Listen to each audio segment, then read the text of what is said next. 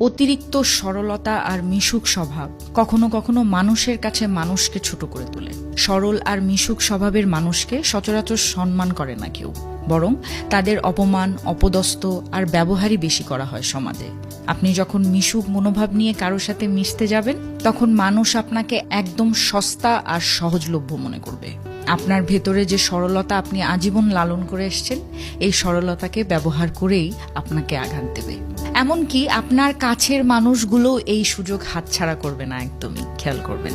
নিজের ইগোকে তুচ্ছ করে যারা মানুষকে ভালোবাসতে জানে, সম্মান দিতে জানে, মানুষকে আপন করে নিতে জানে, পৃথিবীতে তারা মানুষের কাছ থেকে কষ্ট আর যন্ত্রণা ছাড়া কিচ্ছু পায় না, বিশ্বাস করেন। অতিরিক্ত সরলতা আর মিশুক মনোভাব নিয়ে মানুষের ভালোবাসা পাওয়া যায় না আজকাল। যা পাওয়া যায় তা হচ্ছে অপমান, অবহেলা, অবজ্ঞা আর একটি হতাশাগ্রস্ত জীবন।